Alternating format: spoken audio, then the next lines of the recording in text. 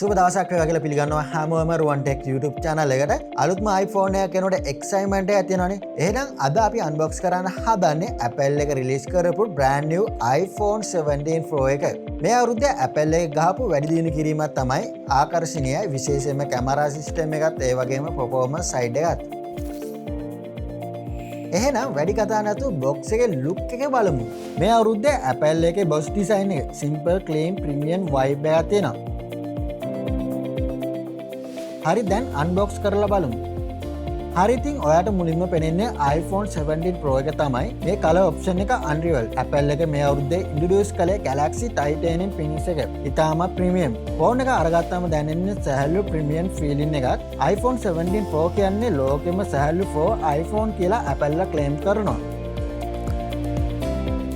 Design එක වෙනස් වෙලා තියෙනවා. සියුම් වෙනස්කම් වලින් බෙසල් මිනිමයිස් කරලා ලෝකෙම සිහින්ම බෙසල් කියලා Apple කියනවා.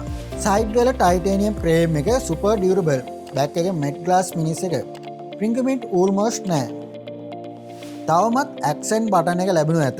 සහ මේ අවුරුද්දේ Apple එක ඇඩ් කරලා තියෙන මල්ටි ෆන්ක්ෂන් හැප්ටික් බාර් එකක්. ඒක ක්‍රේසි smooth. Force 5 USB Type C 2.0 නෙවෙයි Thunderbolt 4. හොඳ ෆීවරක් Apple. ඩිස්ප්ලේ එක ගැන ස්පෙෂලි කියන්න ඕනේ. අඟල් 6.3ක Promotion XDR ඩිස්ප්ලේ එකක් සහ Hertz 1 සිට Hertz 240ක Adaptive Refresh Rate එකක්. Brightness peak Nice 3000ක outdoor visibility next level.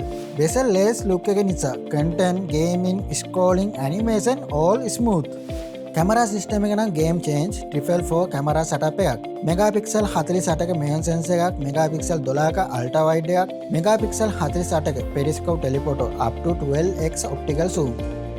Night mode එක improve වෙලා තියෙනවා. massively videos ලවස්ලට මේ ඊයේ highlight එක තමයි 8K cinematic mode එක Unreal. ඇතුළත තියෙන්නේ Apple A19 Pro chip එක. දැන් වේගවත් මොබයිල් chip එක. AI කාර්යයන්, gaming, 3D rendering සුපිරි කාර්යක්ෂමයි.